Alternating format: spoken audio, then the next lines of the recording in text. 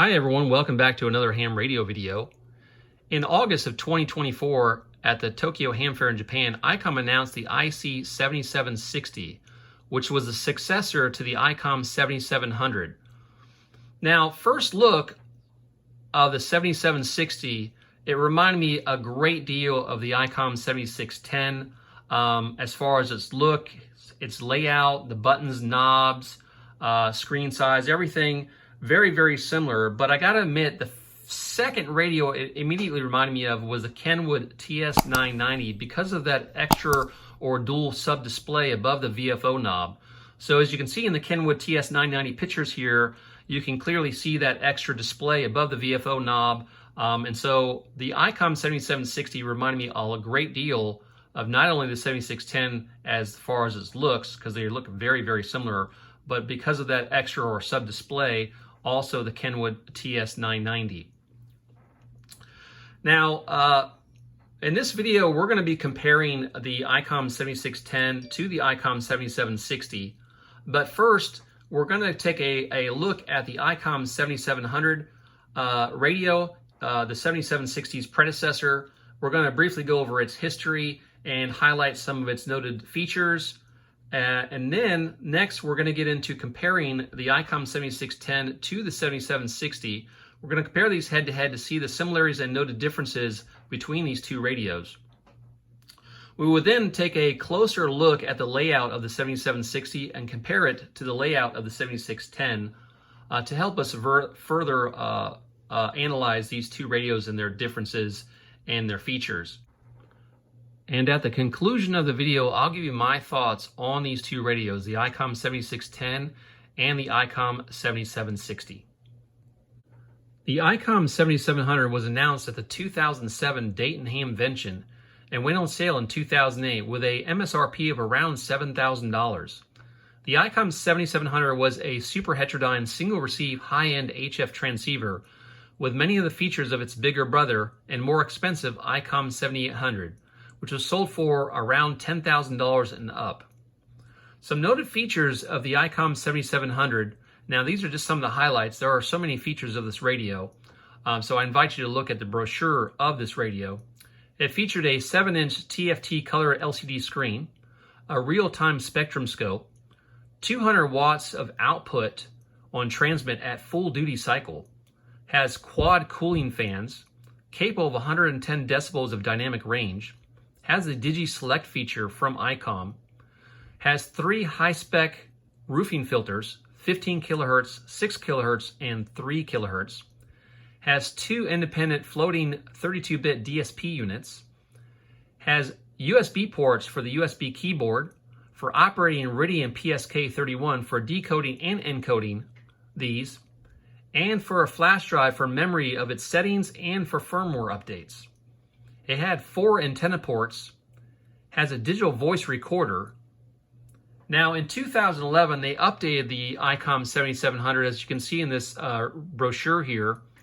They have now, the 7700 has the Spectrum waterfall display, has the audio scope function, is capable of mouse operation for the Spectrum scope, and I'm assuming waterfall, and no longer needs a PC to remote this radio.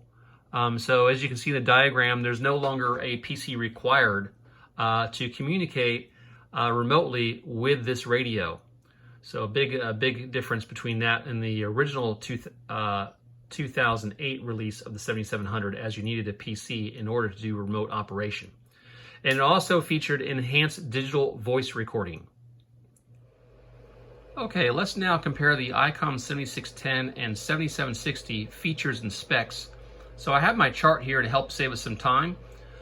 So both of these transceivers, the 7610 and the 7760, both have RF direct sampling. They're both SDRs. Both of them have independent dual receivers.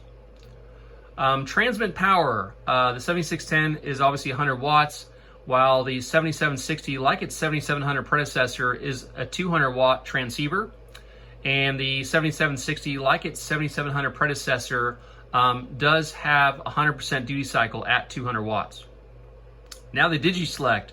Both of these have Digi Select, but there is a difference between how this is done on the 7760 compared to the 7610. So I'm going to go to the information on this, on the pre-release information from the 7760, and I have this on the screen here for you. I'm going to read this to you.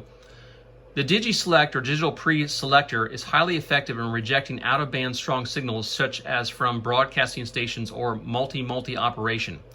In conventional models such as the Icom 7850 and 51 or the 7610, the DigiSelect circuit was located soon after the RF input, the antenna, to prevent signal distortion by out-of-band interference.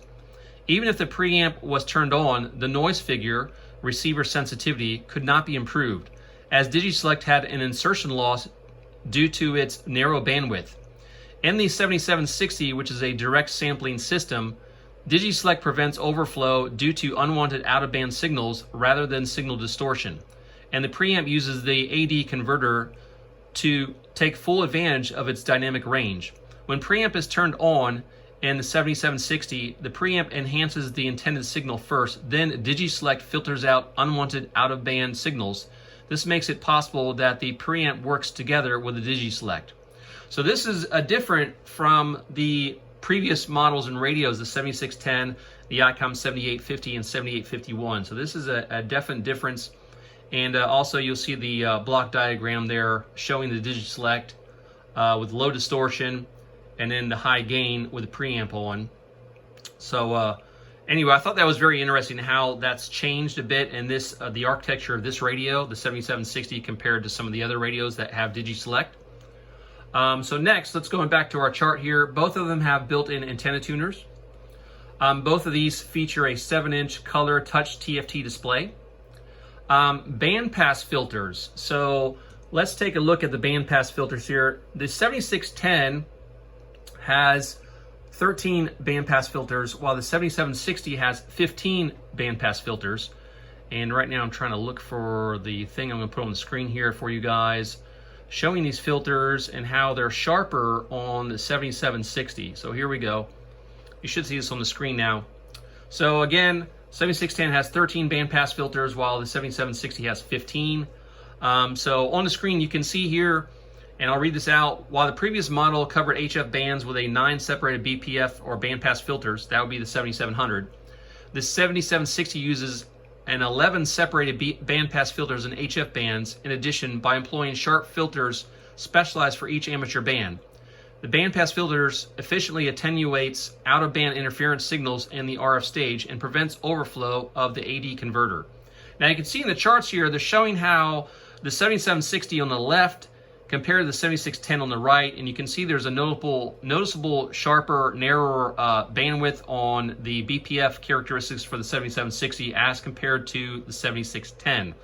Now another thing interesting here was there was a Josh with Ham Radio Crash Course had a live stream with Ray Novak at the Tokyo Ham Fair as they unveiled the Icom 7760. Now in that video, Ray does hint that he expects that this radio, the 7760, will have better numbers on the Sherwood report as compared to some of the models that are up there on the top now. Now, obviously on the top, we know the AZU-101 series is on the top of that chart the last time I checked. But Ray Novak, very interestingly, hinted that that might change with this radio. So that'll be very interesting to see. And I look forward to seeing that as we get more details and more information and they get to test this radio out. So that'll be very interesting. I did put the link for that video in the description, so if you want to check that video out, I would definitely recommend you do. So anyway, definitely want to check that out. Okay, getting back to our chart here. Layout, knobs and buttons. Now, as you can see, the 7760 and the 7610 look very, very similar as far as their layout and display, but there are some differences. I mean, obviously the 7760 has that new 2.4-inch touch display, so that's very nice. But in the next segment, we're going to take a closer look at these two radios and see the differences, because there are slight differences. They had to move some things around for that additional touch display or that second display on the 7760. And so we'll take a closer look at that here coming up after we go through the compared features and specs. Now, this is a pretty simple one. Number of items. So obviously the 7610 is all-in-one. It's all-in-one box. While the 7760 is 2 units. You have the control head and you have the RF unit. So that's the big difference, as many of you are probably already aware, that the 7760 has a separate RF deck. This one can be advantageous because you can have your control head in one location of your house and the RF deck somewhere else, which may produce a lot of heat and maybe some noise, but you can separate the two and you can run them on the same network. So you got to use a landline for both. You have to have a landline go into the control head and to the RF deck, and they have to be on the same network because there is, according to Icom, some latency issues if you try to do it otherwise. So something to keep in mind. All right, so moving right along, let's continue here to the second set of the second chart here. I'll throw this on the screen here. All right, so both these radios, both of these have SD cards. Both of these SD cards going right in the front of the radio on the left, so that hasn't really changed. Both these radios have the option for the RC28 second VFO knob, so you can do that on both these radios, the 7610 and the 7760. Digital pre-distortion. Now this was a firmware upgrade on the 7610 fairly recently, but this will be automatically in on the 7760. So definitely something you guys will probably be interested and want to check out. Now the external display, there are still DVIs for both this DVI-D connections for the 7610 and the 7760. I put here still no HDMI with a question mark because why? It's 2024. I know they talk about they have to pay a certain amount of money, a couple bucks or whatever it is, every time for each radio they make, but really, a couple bucks? Give us HDMI, guys. My Flex radio has, the Flex 6400M has HDMI, so not sure why Icom is still lagging behind with that, but there we go. All right, contest serial number counter.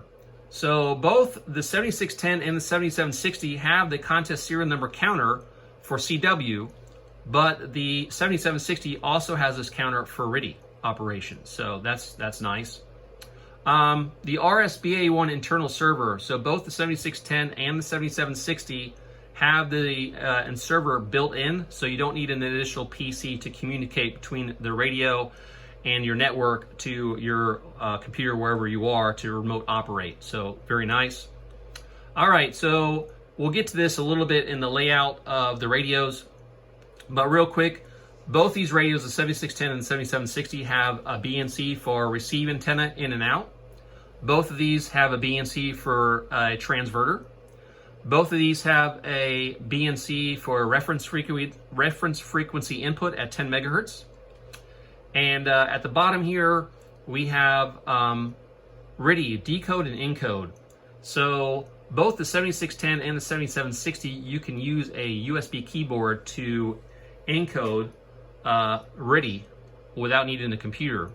But however, like its predecessor, the 7700, you can also do PSK on the 7760, which unfortunately you cannot do at present on the 7610. So anyway, let's change here. Let's take a closer look at both these radios and compare them. We'll start out with the front of the radios and then move to the back. Okay, once again, taking a quick look at the front of both of these radios, the control head for the 7760 and the 7610. Overall, quickly look at them, they look very, very similar. Obviously that extra display on the 7760 will stand out. But real quick, let's take a look at the left side and the middle or the bottom of the screen buttons that we see. Now on the 7760, there is some new additions. So we have a new APF/TPF button, and I believe that's for audio peak filter and twin peak filter for RTTY. So you have that new as a new button. You also have a notch button. Now it's interesting because you have a notch button on the 7300, but you never had one on the 7610. Now I did hear a lot of hams complain that there wasn't a specific notch button on the 7610. Another thing that's changed on the 7760 compared to the 7610 is that your electronic keyer for CW has moved to the back of the control head, while obviously on the 7610 it's on the front still. and also your two USB ports on the 7610. On the 7760, they move to the back of the control head. So those are some noted differences I see. Now looking at the middle of the screen, or below the 7-inch touchscreen, some other things that have changed. You have a function key added. So the 7610 does not have a function key. However, if you're used to the 7300 does have a function key. Now on the 7610, a lot of the stuff on the function key is actually on the left side of the screen, where it says like antenna 1, preamp, attenuator, IP+, AGC, Vox, compression, and your transmit bandwidth is all there. Now, one thing I would like to say, it would be nice if Icom could make a firmware adjustment so that left side of the screen where it says antenna, preamp, like on the 7760, antenna, preamp, attenuator, digi-select, all that stuff, if that could be a screen or that you can minimize or expand. So in other words, if you don't want to see that on the left side of your screen, you can just minimize it and you actually gain some real estate back, because the whole screen will get bigger because you don't need that display on the left side of the screen. That's both on the 7610 and the 7760. So it'd be nice if Icom would make it so you can minimize or maximize that screen when you need it. So I would like that. Okay, so let's see what else. Now, a change on between the 7760 and the 7610. On the 7610, you have a memory pad write key and you have a memory pad read key. Now, on the 7760, these two keys below the screen are not there. However, it does look like the M-pad button moved to the right side of the radio. And I'll get to that when we look at the right side of the radio. But it just says memory pad. It does not have the write and the read anymore. I don't see that as an actual physical button. So,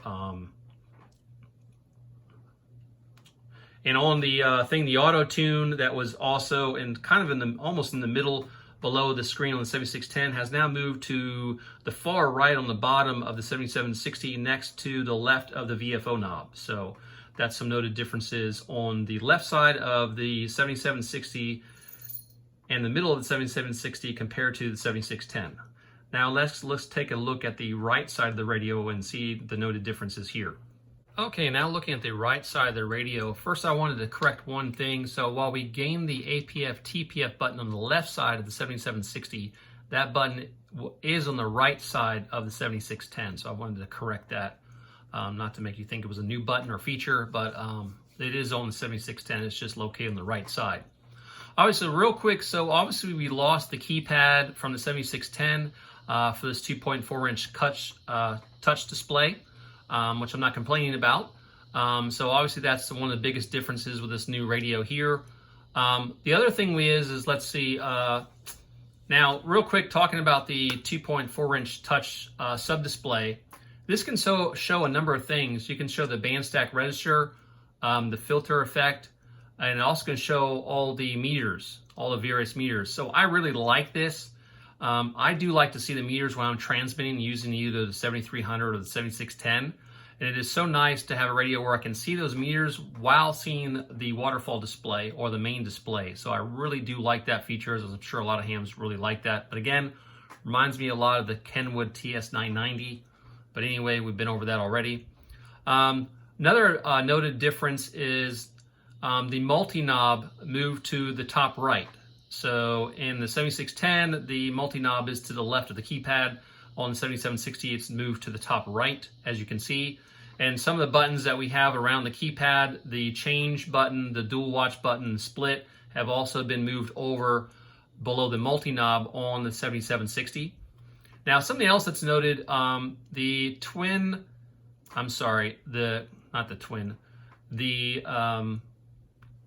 key speed and pitch multi-knob, which is on the 7610 on the far right, in the middle, it's the middle knob, multi-knob, it's not on the 7760. So I'm guessing you're going to have to do that in the menu or by touchscreen. And also, we're missing the filter button. So on the 7610, you hit the filter to change the filtering on the radio. But if I had to guess, this has been changed to what like it is on the 7300, where you just touch the screen to change the filter. You don't actually have to have a physical button anymore for this. So those are the big noted differences on the front of the radios, looking at the 7610 compared to the 7760. It's some minor things and some big things depending on how you use the radio. But overall, I definitely do like the 2.4-inch display and how it can display so many things that are useful while still be able to keep your main display. With that, let's go ahead and move to the back of the radios and take a quick look at those. Okay, real quick, looking at the back of the control head for the 7760. So real quick, on the left, you have the RF deck. That's the landline that connects the RF deck to the control head for the 7760. You have that external display, the DVI display port. You have the 3 USBs, like on the 7610, the 2 USB-A's were on the front. Here they're on the back, and then you have the other USB. You have external keypad, electron keyer, the send line in and out, and external speakers B and A, and the DC in to power the control head. Next, we'll go ahead and take a look at the back of the RF deck compared to the back of the 7610. Okay, now taking a look at the back of both the 7610 and the RF deck for the 7760. So a lot of these things are very similar. There's a couple differences, or at least one noted difference. But both of these radios have the receive antenna in and out, BNC. They both have their reference in, 10 megahertz BNC, and they have the transverter BNC. So both the radios have this. The big difference I see is the power supply for the 7760 is built into the RF deck, where on the 7610 you need an external power supply to operate the 7610, nothing that everyone didn't already know. And also you have the landline for connecting the RF deck to the control head for the 7760. Now, one other thing I did think about that looks kind of similar to me. So when you have the control head for the 7760, I know L-Craft is coming out with a K4 with a remote head for it. It kind of in a way reminded me, the 7760 control head kind of reminded me of what L-Craft was working on with their K4 control head. In that from my understanding with the K4, you can have that control head sort of like the, what they call it with the flex radios, the Maestro, where you can have a control head like you have the controls for the radio with the screen and everything, and you can take it wherever you want. The K4, I know that's going to work. From my understanding, it's going to work as same with Flex. It's going to work with Wi-Fi, where on the 7760, you have to have a LAN cable connecting to the two because of latency issues. So you can't do like a Wi-Fi connection, unfortunately, with the 7760's control head to the RF deck. But that whole separated control head did remind me a lot of the new K4. I don't know if it's called the K40. I'll put it on the screen or type it in here later in the video when I edit it. But that's one thing that did also stand out that it reminded me, the 7760 reminded me of, was the K4, and they're developing their control head for the K4, very similar to the Flex Maestro. So anyway, guys, I want to thank you so much for watching this video. I hope this video was useful to you and beneficial for you and helps you better understand the 7610 compared to the 7760 and whether or not you want to update or upgrade. Now, my thoughts, I really like the 7760. I like the way it looks. I really like that extra display because, like I said earlier, you can have all the meters up on the right side while you're transmitting and keep everything on the main screen the same. I like that because I like to see what my radio is doing with all those meters when I'm talking. So I really like that. I think the ability to separate the control head from the RF deck is really cool. I think you could, for a lot of different hams, they can do a lot of different configurations that might be very useful to a lot of people. And I could see, I mean, that's a 200 watt radio is a big radio. So obviously having all that in one box, it would take a massive amount of real estate on a desk. Like my desk, the 7610 is pretty big, obviously compared to the 7300. But a 200 watt radio, or like a Kenwood TS990 or the 7851, takes up a lot of real estate. So I think that's where Icom was trying to make it so it doesn't take up so much real estate. You can have the RF deck separate. So I totally get that. And I think it's a pretty good idea. Now, Would I upgrade? If I had a 7610, would I sell it to get the 7760? I'm going to say at this point, no, but that could change depending on the numbers we see come out of the 7760 when it goes into testing to see if there's a massive performance difference in receiving and sensitivity compared to the 7610, and whether Ray Novak's hint that it might knock out some of the people on the big list, the Sherwood list, I'm assuming. We'll have to see. So that might make a difference in my opinion. But as of right now, you're talking about a $3,200 radio. If you look at the 7610 right now, I think it's like $3,249 on HRO and DX Engineering. I looked at Gigaparts, but Gigaparts was out. And then the 7760, from everything we looked at, it looks like that radio is going to be about $6,000. So I'll put it on screen if I can here. I don't have it in front of me at the moment. But yeah, it's going to be about $6,000 from my understanding, based off the conversion of the Japanese currency to US dollars. So pretty big price difference. We're talking, you know, $3,000 roughly price difference between a 7610 and a 7760. So at this point, I would not be jumping to get rid of my 7610 to get the 7760, but this may change in the future. Again, we don't probably know everything about this radio yet, so that may change.